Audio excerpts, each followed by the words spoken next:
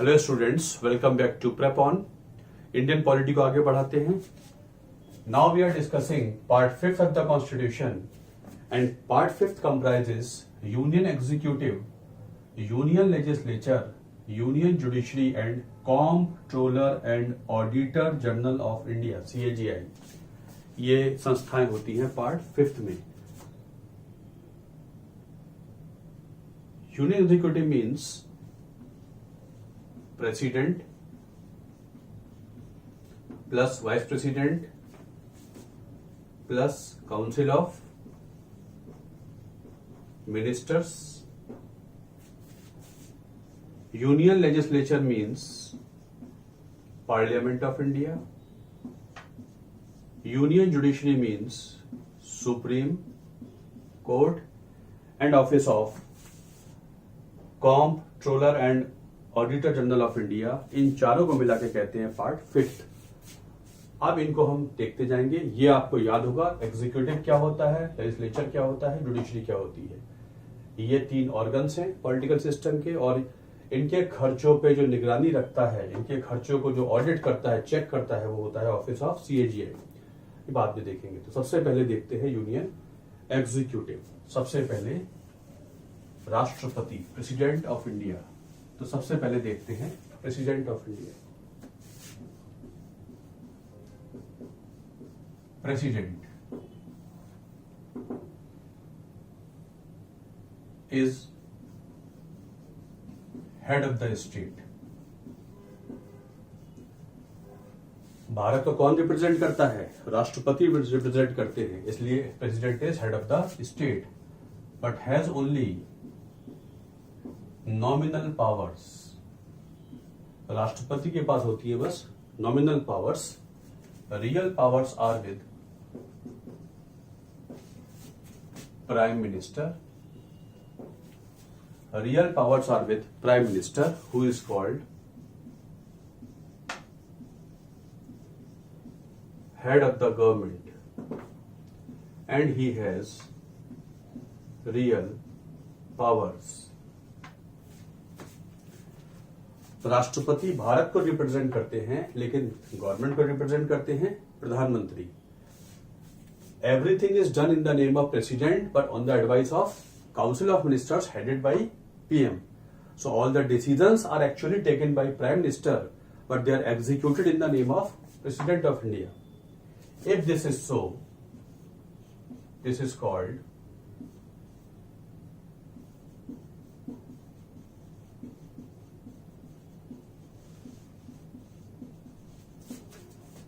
parliamentary form of government, or also called cabinet type of government. संसदीय प्रणाली Bharat follow करता है। संसदीय प्रणाली इंग्लैंड से ली गई है। संसदीय प्रणाली in the parliamentary form of government, there are 2 heads. President is head of the state and Prime Minister is the head of the government. A system of a political system in which everything is done in the name of president, but on the advice of council of ministers headed by PM is called parliamentary form of government. कहने का मतलब जहां पर head of the state अलग हो, head of the government अलग हो, उसे कहते हैं संसदीय प्रणाली। जहां ये दोनों पद एक ही व्यक्ति के पास हो, जहां ये दोनों पद एक ही व्यक्ति के पास हो, उसे कहते हैं प्रेसिडेंशियल फॉर्म ऑफ गवर्नमेंट। मतलब head of the state is also head of the government. American system, American राष्ट्रपति, अमेरिका के राष्ट्रपति हेड ऑफ द गवर्नमेंट भी हैं और वो हेड ऑफ द स्टेट भी हैं। So we have followed this system from England, where queen is the head of the state and the prime minister of England is the head of the government. So जहां दोनों पद एक ही व्यक्ति के पास हो, वो कहलाता है राष्ट्रपति प्रणाली। चाहे दोनों पद अलग अलग व्यक्ति के पास हो, वो कहलाती है parliamentary form of government, which is generally also called cabinet type of government, because all the decisions are taken by cabinet. ये देखेंगे आगे क्या होता है। So India follows parliamentary form of government and cabinet of India is called the real government, which is headed by prime minister. अब देखते हैं राष्ट्रपति। आर्टिकल 52 में होते हैं president, there shall be a president of India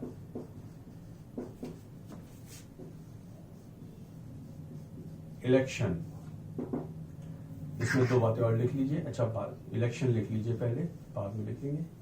election elected by N electoral college comprising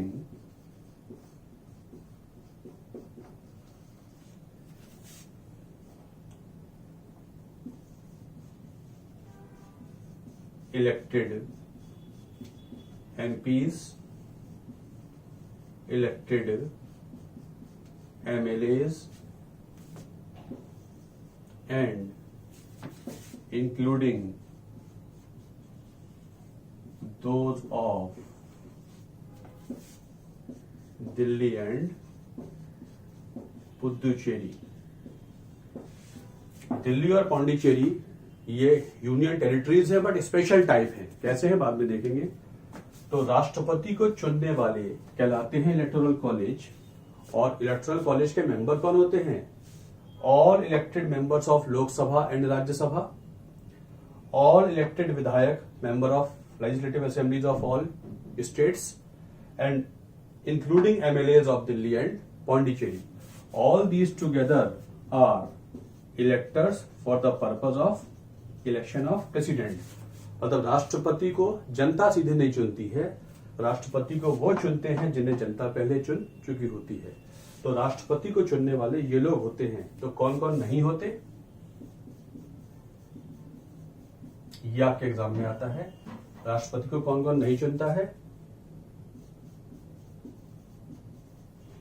nominated MPs and nominated MLAs and MLCs। मतलब दो Anglo Indian MPs Lok Sabha में हुआ करते थे, ये राष्ट्रपति के लिए वोट नहीं करेंगे। 12 एमपीज राज्यसभा में नॉमिनेट होके जाते हैं लिटरेचर, आर्ट, साइंस और सोशल सर्विस से। तो 14 एमपीज जो नॉमिनेट होके आते हैं, मनोनीत होके आते हैं, वो राष्ट्रपति के वोटर नहीं है। हर राज्य में हो सकता है एक एंग्लो इंडियन एमएलए, अगर है तो वो वोट नहीं करेगा। और member of legislative councils, Vidhan Parishad के मेंबर, विधान परिषद हर राज्य में है नहीं, तो these people do not become part of members of राष्ट्रपति इलेक्टोरल कॉलेज। तो these are elected by MPs and MLAs who are elected and they do not become part of electors of president. तो ये राष्ट्रपति elect किया जाता है, ये उनके वोटर होते हैं।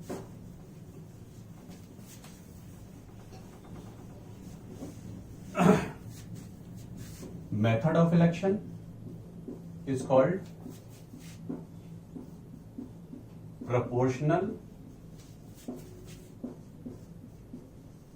representation system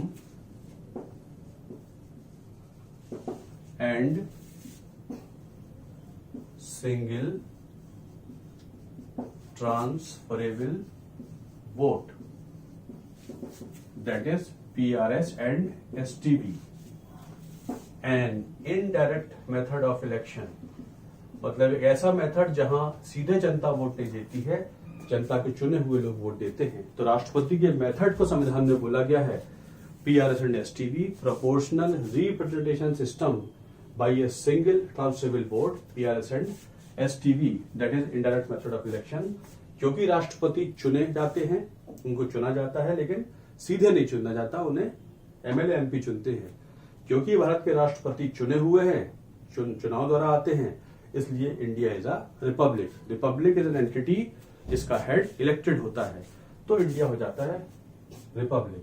तो राष्ट्रपति के मेथड को संविधान में बोला गया है PRS and STV, and indirect method of election.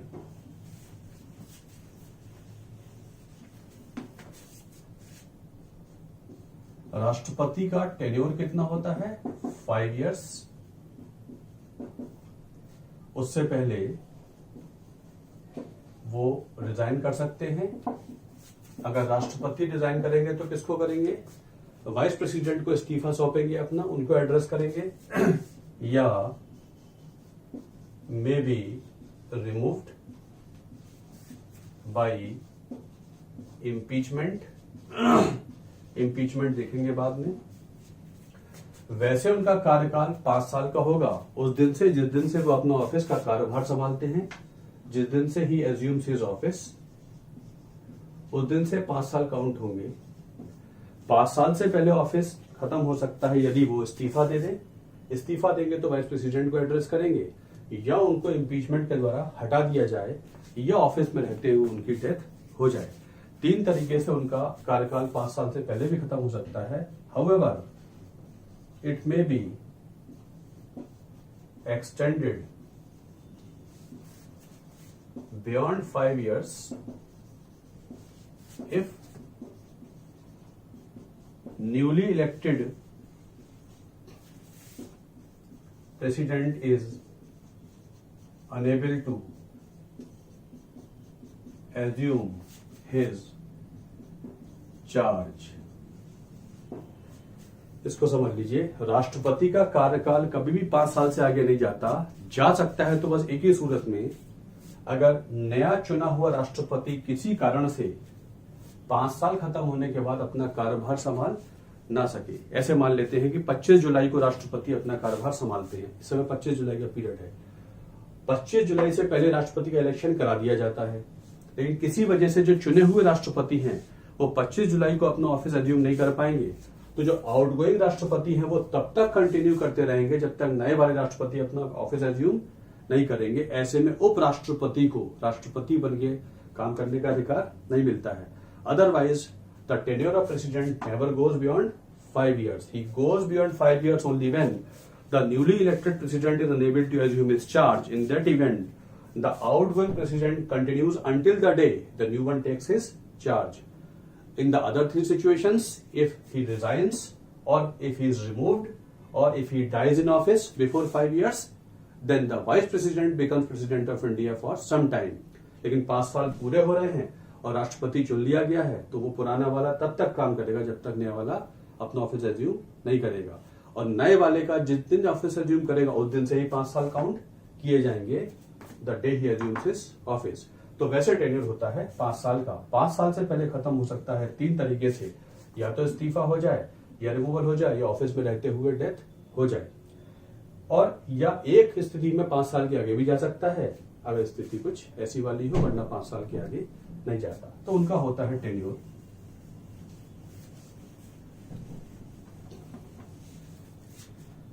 Qualifications क्या है राष्ट्रपति की, कौन बन सकता है राष्ट्रपति? ऑब्वियसली सिटीजन हो, 35 years ऑफ एज हो गई हो, नहीं होना चाहिए office of profit, not MP और एमएलए और एमएलसी एक्सेट्रा। ऐसा व्यक्ति जो सिटीजन हो, 35 साल की एज हो गई हो, ऑफिस ऑफ प्रॉफिट ना हो, ऐसा कोई ऑफिस ना हो जिससे गवर्नमेंट की तरफ से प्रॉफिट मिलता हो। कुछ ऑफिस एग्जेम्प्टेड होते हैं, और नहीं होना चाहिए उस समय एमपी, एमएलए और एमएलसी, अगर है तो इस्तीफा हो जाता है। ऐसा कोई व्यक्ति can contest for the office of president as per election law. राष्ट्रपति जो राष्ट्रपति के ऑफिस के लिए कंटेस्ट करते हैं, चुनाव लड़ते हैं, उनको अपना नॉमिनेशन पेपर इलेक्शन कमीशन को जमा करना पड़ता है। नॉमिनेशन पेपर में नामांकन पत्र, प्रपोजर्स होते हैं 50, सेकेंडर्स होते हैं 50। ये कौन है? ये एमपी और एमएलए हैं।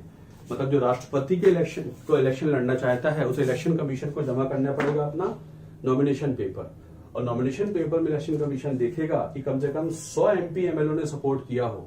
पहले 50 कहलाते हैं प्रपोजर्स, अगले 50 कहलाते हैं सेकेंडर्स।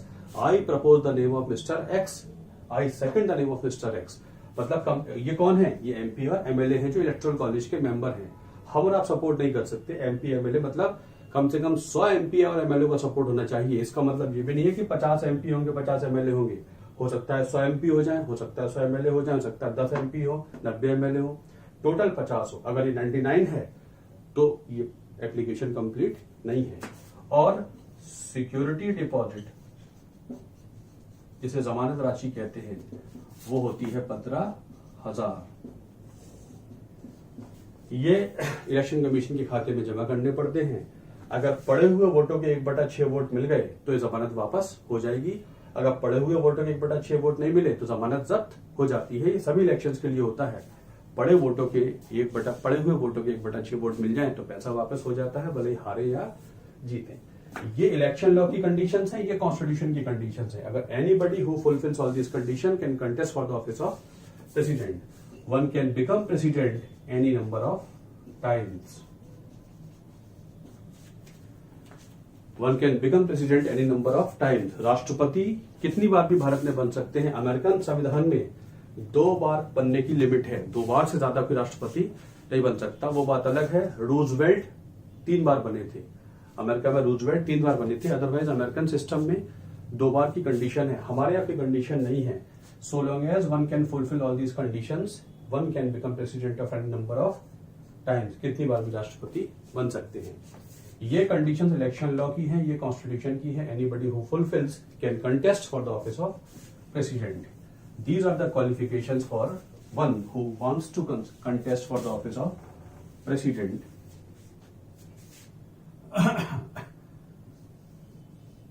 Removal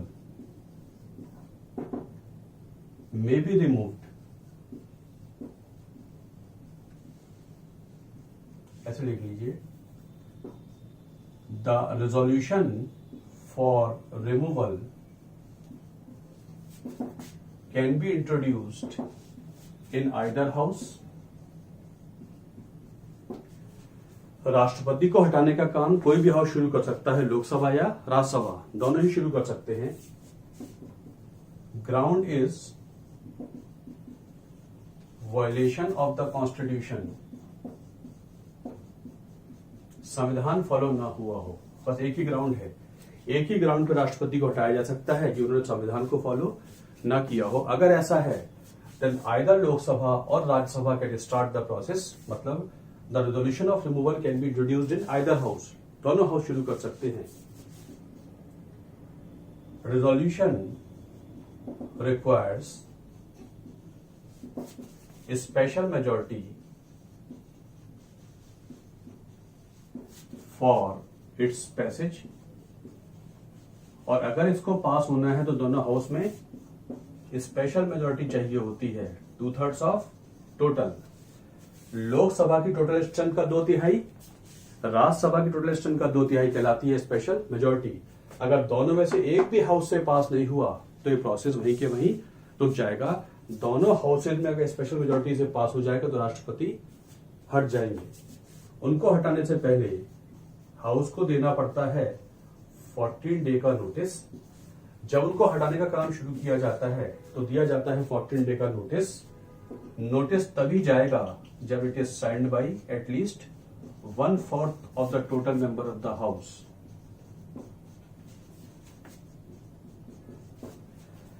समझिए, ये काम शुरू होने से पहले, बल्कि इसको यहां लिखना चाहिए था, ये काम शुरू होने से पहले कोई भी एक हाउस शुरू करेगा, जो भी शुरू करेगा वो देगा एक 14 दिन का नोटिस हाउस को।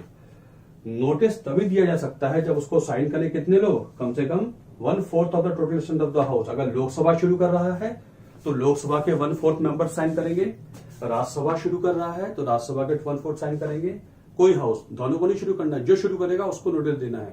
अगर नोटिस एक्सेप्ट हो गया, मतलब 1/4 साइन मिल गया तो एक्सेप्ट हो गया, तो फिर ये दोनों हाउस में जाएगा। पहले हाउस में पास होगा, पहले हाउस में पास हो गया, दूसरे में जाएगा, दूसरे हाउस में पास हो गया, तो जिस दिन दूसरे हाउस से पास होगा उस दिन राष्ट्रपति हटे हुए माने जाते हैं। इसे कहते हैं महाअभियोग। मतलब अगर किसी को उसके ऑफिस से पार्लियामेंट्री वोट से हटाया जाए, this is called impeachment.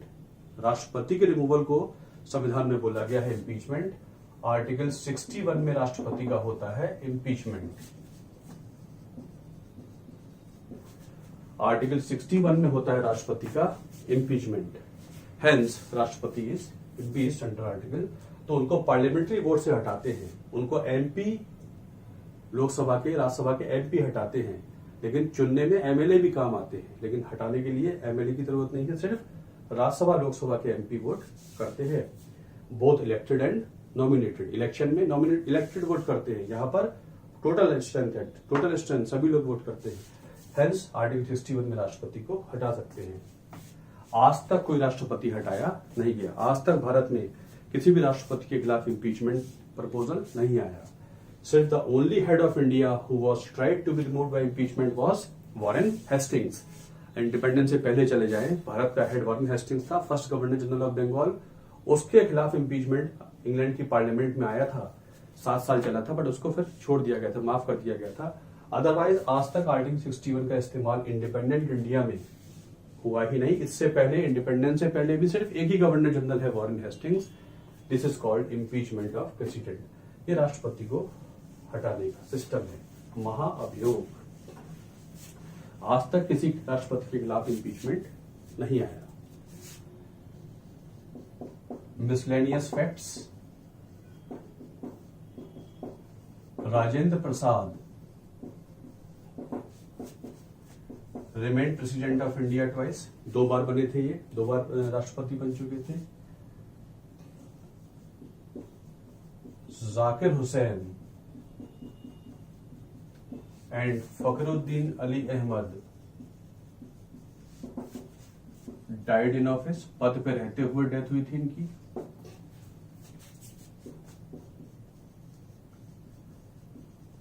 Neelam Sanjiva Reddy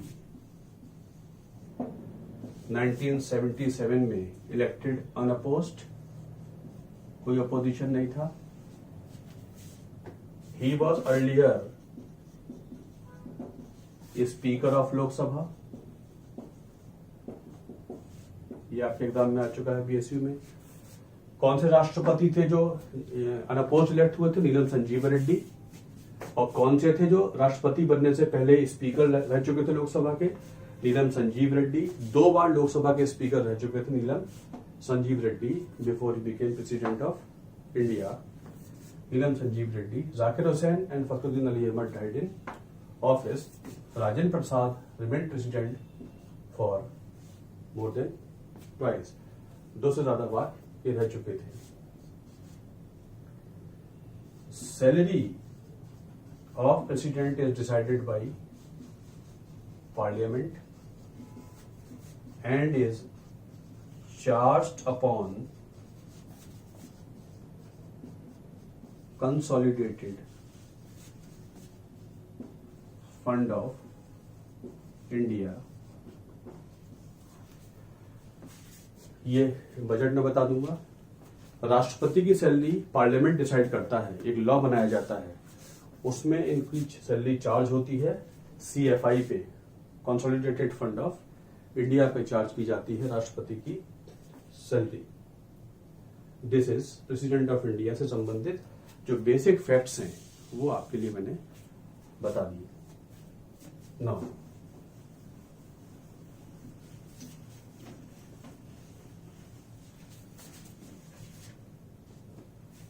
vice president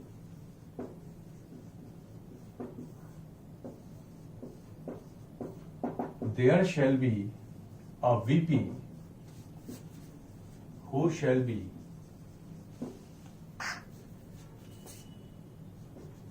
होंगे एक vice president who shall be ex officio chairman of Rajya Sabha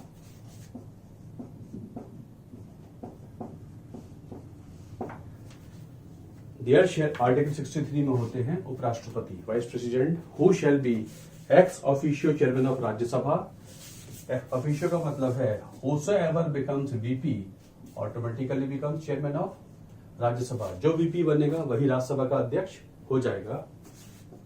may act as president, कभी कभी ये राष्ट्रपति बन के भी काम कर सकते हैं, कभी कभी ये राष्ट्रपति बन के भी काम कर सकते हैं। वैसे इनका मेन काम तो है राज्यसभा की अध्यक्षता करना, लेकिन आर्टिकल 65 में ये राष्ट्रपति भी बन सकते हैं। इफ सो, अगर ऐसा करेंगे, has all the powers of president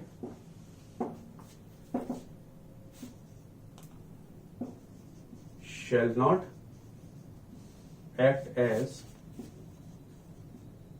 chairman of Rajya Sabha.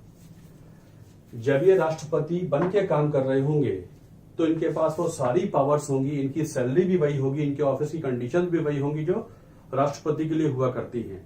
अगर एक दिन के लिए भी बनेंगे तो इनके पास वो सारी पावर्स हैं, ये राष्ट्रपति की पावर्स इस्तेमाल करके सारे पेंडिंग बिल को पास कर सकते हैं। ऐसे पास्ट माने जाएंगे जैसे राष्ट्रपति ने साइन किए हो। उनकी एक दिन की सैलरी राष्ट्रपति की सैलरी के अनुसार ही दी जाएगी। और जब ये राष्ट्रपति बन के काम कर रहे होंगे उतने दिन राज्यसभा का अध्यक्ष बन के काम नहीं करेंगे। ऐसे में राज्यसभा का उपाध्यक्ष होते हैं, वो डिप्टी चेयरमैन होते हैं, वो चेयरमैन बन के काम करते हैं, तो राष्ट्रपति बन के भी काम कर सकते हैं। जैसे कि इस्तीफा हो जाए राष्ट्रपति का अचानक, या उनको इम्पीचमेंट 5 साल से पहले कर दिया जाए, या उनकी डेथ हो जाए ऑफिस में, तो ऐसे में आर्टिकल 65 में राष्ट्रपति बन के भी काम कर सकते हैं। अदरवाइज इनका काम है राज्यसभा का चेयरमैन बन के काम करना। क्वालिफिकेशंस क्या हैं? सिमिलर टू प्रेसिडेंट, मतलब सिटीजन, 33 साल की age, no office of profit and not MP and MLA, MLC etcetera.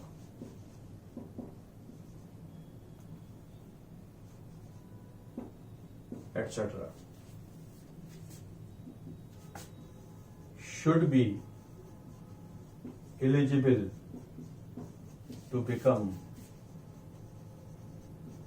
member of Rajya Sabha.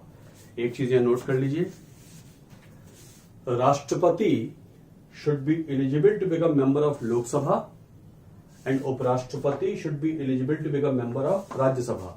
मतलब अगर कोई व्यक्ति लोकसभा का मेंबर नहीं बन सकता तो वो राष्ट्रपति के लिए भी कंटेस्ट नहीं कर सकता। उपराष्ट्रपति, अगर कोई व्यक्ति राज्यसभा का मेंबर नहीं बन सकता तो वो लोकसभा का उपराष्ट्रपति भी नहीं बन सकता। अदरवाइज सिमिलर है, सिटीजन है, 35 साल की एज, एटसेट्रा एटसेट्रा। कॉन्स्टिट्यूशन से तो ये कंडीशंस हो गई ऑफिस की, लेकिन इलेक्शन लॉ से कोई राष्ट्रपति वाला लॉ है। The nomination paper should be supported by 20 proposers plus 20 seconders. 20 proposers and 20 seconders. ये कौन होंगे? इनके इलेक्टर्स होंगे, इनके इलेक्टर्स होंगे। 20 proposers and 20 इलेक्टर्स। ये कौन है अभी बताता हूं। और मतलब 40 नॉमिनेशन पेपर को 40 सपोर्ट एफिडेविट चाहिए, और सिक्योरिटी डिपॉजिट इज ₹15,000। इलेक्टर्स कौन है? He is elected by N electoral college comprising all MPs. ये इनके इलेक्टर्स हैं by a method called PRS and STB। उपराष्ट्रपति को चुनने वाले लोग होते हैं ऑल एमपीज। का मतलब क्या? Both elected as well as nominated. उपराष्ट्रपति के चुनाव में सारे एमपीज भाग लेते हैं, मतलब वो जो 12 राज्यसभा के हैं और 2 लोकसभा के हैं वो 14 के 14 इसमें भाग लेंगे। एमपी, एमएलए और एमएलसी भाग नहीं लेते। ऑल एमपीज वोटर बन जाते हैं, और मेथड वही है राष्ट्रपति वाला, proportional representation system, single transferable vote, उससे चुने जाते हैं राष्ट्रपति। और इन्हीं में से कुछ लोग प्रपोजर्स और सेकेंडर्स हो जाएंगे, और 15,000 हो जाएगा सिक्योरिटी डिपॉजिट। जो ये फुलफिल करेगा कंडीशंस वही कंटेस्ट कर सकता है for the office of VP. VP का ऑफिस का टेन्योर होता है 5 साल, जिस दिन से वो अपना चार्ज संभालते हैं। उससे पहले में रिजाइन टू प्रेसिडेंट। उपराष्ट्रपति राष्ट्रपति को इस्तीफा देते हैं, उपराष्ट्रपति राष्ट्रपति को इस्तीफा देते हैं, और may be removed on A resolution of Rajya Sabha members passed by effective majority passed by effective majority after a 14-day notice। Effective majority का मतलब टोटल, आप इससे मत जाइए, total minus vacancy divide by 2+1 आप इफेक्टिव मान लीजिए, तो स्पेशल नहीं है, टोटल स्ट्रेंथ में से वैकेंसी माइनस कर दीजिए। मतलब जितनी वैकेंसी राज्यसभा में है, मतलब अगर 250 स्ट्रेंथ है या 50 वैकेंसी है, तो 250 माइनस 50, 200 से आधे से एक ज्यादा, मतलब 101 हो गई effective majority. Total minus vacancy divide by 2+1, आपको समझने के लिए, आपके एग्जाम में बिल्कुल नहीं आएगा। तो उपराष्ट्रपति को हटाने के लिए रेजोल्यूशन राज्यसभा से ही पास होगा। वहां पर लोकसभा राज्यसभा में राष्ट्रपति में दोनों शुरू कर सकते हैं, यहाँ राज्यसभा ही शुरू करेगा। यहाँ पे 14 डे का नोटिस जाएगा, राष्ट्रपति को भी जाएगा नोटिस, लेकिन राष्ट्रपति के नोटिस को 1/4 मेंबर साइन करेंगे। यहाँ सिग्नेचर की नीड नहीं है, वहां पर ग्राउंड है वायलेशन ऑफ द कॉन्स्टिट्यूशन, यहाँ पे ग्राउंड नहीं है। अगर राज्यसभा से पास हो गया तो संविधान में लिखा है agreed upon by Lok Sabha, Lok Sabha को एग्री करना ही पड़ता है, ऐसा माना जाता है, लिखा यही है एग्रीड अपॉन बाई लोकसभा। तो उपराष्ट्रपति को हटाने का काम primarily in the hands of Rajya Sabha. If Rajya Sabha passes, ये लोकसभा में इंट्रोड्यूस नहीं हो सकता, तो एग्रीड अपॉन बाई लोकसभा। वैसे टेन्योर होता है 5 साल। अगर नया राष्ट्रपति उपराष्ट्रपति अपना कार्यभार ना संभाल पाए तो ये तब तक ऑफिस एज्यूम करते रहेंगे जब तक नया वाला अपना कार्यभार संभाल नहीं लेता है। तो ये उनका टेन्योर होता है।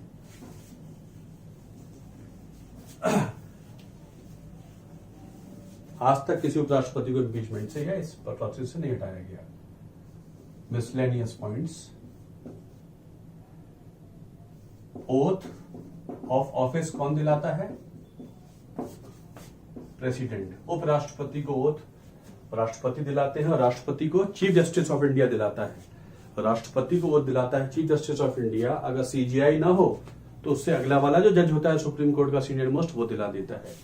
यहां पर राष्ट्रपति ओथ दिलाएंगे, ओथ ऑफ ऑफिस राष्ट्रपति दिलाते हैं। Salary decided by parliament, charge upon CFI, वही सेम राष्ट्रपति वाला सेम लॉ है। सैलरी पार्लियामेंट डिसाइड करता है, charge upon consolidated fund of India, CFI से चार्ज होता है राष्ट्रपति का ये this. If both the offices are vacant, अगर मान लीजिए राष्ट्रपति भी नहीं है उपराष्ट्रपति भी नहीं है, दोनों ऑफिस खाली है किसी वजह से, ऐसे में the CJI shall act as president if both the offices are vacant। अगर दोनों ऑफिसेज वैकेंट हैं, राष्ट्रपति भी नहीं है उपराष्ट्रपति भी नहीं है, तो भारत के मुख्य न्यायाधीश विल बिकम द प्रेसिडेंट। ये एक सिस्टम बना रखा है, लॉ बना रखा है। If both the office are vacant in that situation the chief justice of India shall act as president. ऐसा हुआ जब उस समय के CJI justice Hidayatullah acted as president 1969 में। The only situation where the CJI had acted as president was Justice Hidayatullah acted as president in 1969। Otherwise आज तक ऐसा मौका नहीं आया जब CJI को बनना पड़ा हो भारत का राष्ट्रपति। Justice Hidayatullah acted as president when VV Giri, उस समय VV गिरी हुआ करते थे, वो उपराष्ट्रपति थे, वो इलेक्शन लड़ना चाहते थे राष्ट्रपति का, तो उन्होंने इस्तीफा दे दिया था और राष्ट्रपति का चुनाव होना था। तो ऐसे में it was justice Hidayatullah who acted as president, otherwise ऐसा आज तक नहीं हुआ। This is this thing, these are some of the important miscellaneous points about office of vice president. His main work is to run the Rajya Sabha, Rajya Sabha के अध्यक्ष होते हैं, जैसे लोकसभा का अध्यक्ष स्पीकर कहलाता है। आपके लेवल के लिए छोटे छोटे पॉइंट सफिशिएंट हैं। I think this is sufficient for today, let us wind up. अगले लेक्चर में फिर हम पॉलिटी या हिस्ट्री लेकर आएंगे, तब तक इसको रिवाइज करिए ठीक से आपके लेवल के लिए सफिशिएंट है। किसी भी एग्जाम को देंगे आप, that is more than sufficient. Thank you very much.